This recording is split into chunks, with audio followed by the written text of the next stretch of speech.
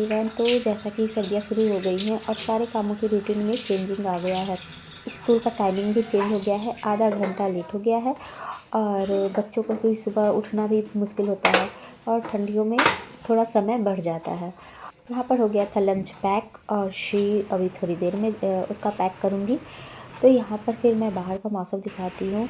मैंने अभी कॉटन ही पहन रखा है क्योंकि सर्दियाँ बाहर के लिए थी। एकदम सुबह उठो ना तो जैसे शॉल ले लेती हूँ, लेकिन जब हम काम करते हैं ना तो ऑलरेडी शरीर में गर्मी आ जाती है और किचन के पास रहते हैं तो उतनी ज़रूरत नहीं लग रही थी। तो इसलिए बाहर जब सुबह का ठंड था और बच्चे तो ऐसे विंटर के कपड़े ही पहन के जाते हैं और अलाउ भी हो गया है कि विंटर के कपड़े ही पहन के आए, क्योंकि सर्दियाँ होती हैं बच्चों को पता भी नहीं चलता है, क्योंकि सरद गर्म कभी ठंडी कभी सरद होती है। और इस मौसम में एक्सरसाइज करने का ना एक अलग मज़ा आ जाता है। पसीना होता नहीं है और आराम से ढेर सारी एक्सरसाइज हम कर लेते हैं, बॉडी एक्टिव भी हो जाती है, क्योंकि सर्दियों में ऐसे भी नसें जाम हो जाती हैं। तो फिर ना एक डेली रूटीन तो हम लोग करते हैं, ये नॉर्मल काम करते हैं, लेकिन उससे इफ़ेक्ट नहीं पड़ता, जो हमें एक्स्ट्रा वर्क करना पड़ता है, तो जिससे और एक्सरसाइज कर लेती हूँ। यहाँ पर श्री को भी रेडी करूँगी कि टाइम था और ठंडी के कारण थोड़ा सा लेट जाती है, तो इस वजह से थोड़ा सा मुझे टाइम मिल जाता है यहाँ पर, क्योंकि हम नॉर्मली उठते तो उतना ही बजे हैं, क्योंकि नींद टूट जाती है। हमारी रूटीन में चेंजिंग नहीं आया है उठने का, बस 10-15 मिनट आगे पीछे होता है। तो यहाँ पर मैं अच्छे से अपने योगा और सारी चीज़ें कर ली थी और उसके बाद फिर चली गई थी श्री को रेडी करने की, क्योंकि इसको भी रेडी करना था और वो स्कूल चली गई। उसके बाद फिर मेरा काम शुरू होता है, क्योंकि यहाँ पर फिर मेरे हस्बैंड भी साथ के साथ वो नहा धोकर रेडी रहते हैं, क्योंकि श्री को छोड़ना होता है तो वो खड़े हो जाते हैं। तो वो यहाँ पर नहा धोकर अपना काम कर रहे होते हैं, ऑफिस की तैयारी कर रहे होते हैं, बैग्स में क्या रखना है वो चीज़ें होती है। मेरा अपना काम होता है तो मैं धीरे धीरे काम को स्टार्ट कर लेती हूँ, जैसे कि डस्टिंग करना या फिर चीज़ों को फैली रहती है उनको समेटने का काम, कि आज मुझे कौन सा काम पहले निपटाना है। तो इसको मशीन में लगाना था मुझे, पिल्लो कवर सारा जो भी चीज़ें थी, दिवाली की चीज़ें ना, थोड़ी मोड़ी चीज़ें अभी मेरे घर में सजी हुई थी, जिसको मैंने हटाना ज़रूरी नहीं समझा था, क्योंकि अच्छी लग रही थी तो मन नहीं कर रहा था हटाने का। फिर यहाँ पिल्लो कवर अब हो गया था कि अब इसको रख दिया जाए पिल्लो को, क्योंकि एक्स्ट्रा पिल्लो होते हैं ना, तो अब ठंडियों के समय में ना जितना कम सामान रहे, धुलना कम पड़े तो उतना अच्छा, क्योंकि उतना यूज भी नहीं होता।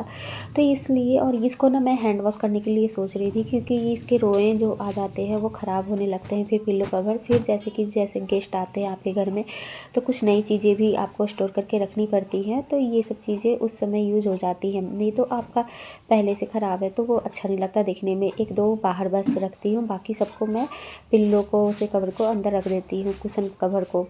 और यहाँ पर फिर मैंने डस्टिंग स्टार्ट कर दी थी, क्योंकि सोफ़ा ऐसी चीज़ है ना, इसको समय समय पे करना ही पड़ता है, क्योंकि बहुत यूज होता है। और यहाँ पे बच्चे बैठ के खा लेते हैं, खाते हैं, जैसे नमकीन गिर जाता है, कुछ भी गिर जाता है, तो वो चीज़ें होती हैं कि बहुत उसको क्लीनिंग करनी पड़ती है।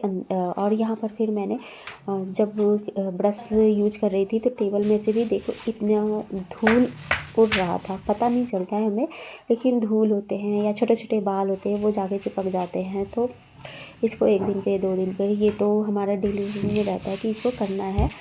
तो बस इसको मैंने क्लीन कर दिया था, उसके बाद ना वो थोड़ा सा साफ़ हो जाता है। और यहाँ पर फिर मैंने पॉट के पानी को चेंज किया। पॉट के पानी को चेंज अगर हम नहीं करते हैं नॉर्मली, अगर हम ऐसे पानी से वॉश करके रख देते हैं ना, तो उसमें दाग पड़ने लगता है और जार जल्दी ख़राब हो जाता है। इसलिए इसको अच्छे से हम डिशवॉशर से साफ़ करके और उसके बाद फिर इसको पॉट को रखेंगे तो इसमें चमक तो आती है, पॉट जल्दी ख़राब नहीं होता है। उसमें जो निशान पड़ जाते हैं ना पानी के, वो भी नहीं आते हैं। तो उसके बाद यह टेबल क्लीन करने के बाद यहाँ पर मैंने पॉट को रख दिया और उसके बाद ये थोड़ा सा वेजिटेबल हो गया और अच्छा भी लगता है। साथ ही साथ जो लकड़ी के होते हैं उसको भी साफ़ कर देती हूँ मैं। और यहाँ पर यूज करी थी कॉलिन को, कॉलिन से ही आज मैंने सारी चीज़ों को साफ़ करने का सोचा। और टीवी भी, यहाँ पर भी थोड़े छोटे छोटे धूल डस्ट आ जाते हैं और इसके पीछे तो ज़्यादा ही गंदा था, देखो मैं दिखाती हूँ। तो ये चीज़ें थी पूरा, ये डेली मतलब हम साफ़ नहीं कर पाते, हर चीज़ों पे ध्यान नहीं दे पाते हैं, ये कभी कभी ही हो पाता है 3-4 दिन के गैपिंग पे, तो तब भी इतने धूल डस्ट आ जाते हैं घर में। और इतना ज़्यादा जाला था ना कि अंदर हाथ घुसा के मुझे छोटे कपड़े को यूज करना पड़ा। उसके साथ ही इस वॉल के वायर पर भी छोटे छोटे थे जाले, जिसको मैं समय समय पर साफ़ कर लेती हूँ। और देखो उसके बाद ये क्लीन होने के बाद कितना साफ़ दिख रहा है, तो खुद को अच्छा लगता है। और फिर यहाँ पर टीवी भी साफ़ हो गया था।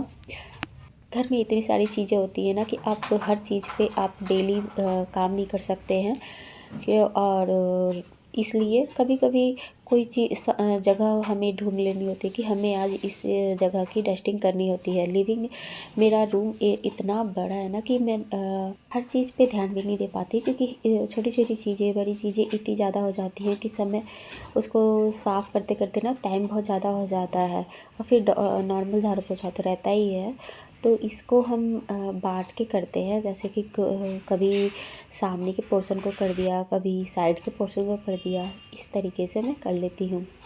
तो जितना होता है उतना मैं कर लेती हूँ। यहाँ पर फिर मैंने बुद्धा जो छोटे छोटे थे ना, बड़े प्यारे लगते हैं इसको सजाने में। आप कहीं भी रखोगे ना, अपना ध्यान अट्रैक्शन करते ही है। छोटे छोटे बुद्धा होते हैं, स्माइली, ध्यान में बैठे हुए, ये सब चीज़ें। यहाँ पर मैंने कर्टन को भी ब्रश की सहायता से ही कर दिया था क्लीन, ताकि धूल डस्ट तो हट जाए और धुलने का ज़रूरत ना पड़े। तो इसको तो अभी ही दिवाली में सारी चीज़ें साफ़ हुई थी, लेकिन फिर भी आपका 10 दिन में ही ना फिर से घर गंदा हो जाता है। और उसके बाद इसलिए हम डेली तो नहीं इसको मशीन में लगा सकते, तो इसको ब्रश से ही मैंने डस्ट को झाड़ दिया। और क्योंकि वो एक कर्टन जो है तो वो बाहर की तरफ ज़्यादा रहता है, तो वो ज़्यादा गंदा होता है। उसके बाद यहाँ पर मैंने रूम फ्रेशनर लगा दिया, और रूम फ्रेशनर की जगह मैंने कॉलिन ही उठा लिया था डालने के लिए। जब काम करते हैं ना तो ध्यान जैसे कि हट भी जाता है कभी कभी। और यहाँ पर मेरे हस्बैंड पूजा कर लिए थे, तो यहाँ भी धूप लगा दिए थे। धूप बत्ती करके एक अलग सी खुशबू अच्छा लगता है। इससे टेबल की रौनक तो बढ़ती ही है, और सामने आप जब बैठते हो ना तो एक सुकून भी मिलता है। रूम साफ़, अच्छी सी धीमी धीमी खुशबू, बहुत अच्छा लगता है। आपका घर अपना हो या रेंटेड का हो, क्लीनिंग तो हमें करनी ही पड़ती है जहाँ हम रहते हैं, क्योंकि यहाँ 2 दिन के लिए तो आए नहीं कि हमें छोड़ के जाना है। लेकिन हमें एक रूटीन रहती है ना कि हम जहाँ रहते हैं वहाँ क्लीनिंग ज़रूरी होती है, और हमारे लिए ही अच्छा होता है।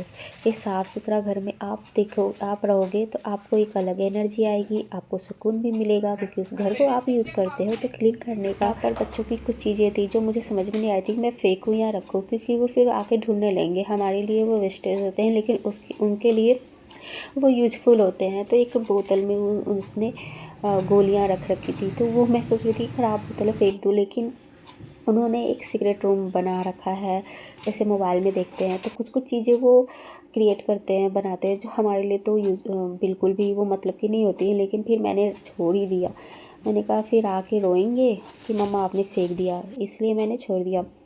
और फिर थोड़ी सी डस्टिंग बस सॉफ्ट टॉय को मैंने झाड़ के और उसको अरेंज बस अच्छे से कर दिया। बाकी कुछ भी छेड़छाड़ उनके सामानों को मैंने नहीं किया। फिर यहाँ पर सारी डस्टिंग होने के बाद जो रूटीन होती है कि झाड़ू निकाल दूँ, तो बस बाहर बालकनी में लगाते हुए चली जाऊँगी। और फिर उसके बाद यहाँ पर मेरे हस्बैंड को लेट हो रहा था, वो रेडी हो चुके थे, तो वो नाश्ता तो कर चुके थे, बस चाय बनाना था। तो यहाँ भी मैं थोड़ी देर के लिए रेस्ट ले रही थी, क्योंकि अभी काम बहुत था। तो मैं थोड़ी देर बैठ के चाय पी लूँगी, और थोड़ी देर यहाँ पर मैं रेस्ट लूँगी, चाय पीऊँगी, और थोड़ी देर मोबाइल देखूँगी, किसी से बात करना होगा वो कर लूँगी, और वो निकल जाएंगे। उसके बाद फिर मेरा काम आगे का स्टार्ट होगा, क्योंकि अभी मुझे बहुत काम था, तो मैं अभी काम तो करूँगी। और इसके आगे का वीडियो मैं अगले वीडियो में शेयर करूँगी। फिर मिलते हैं आपसे एक नए वीडियो में, तब तक के लिए बाय बाय।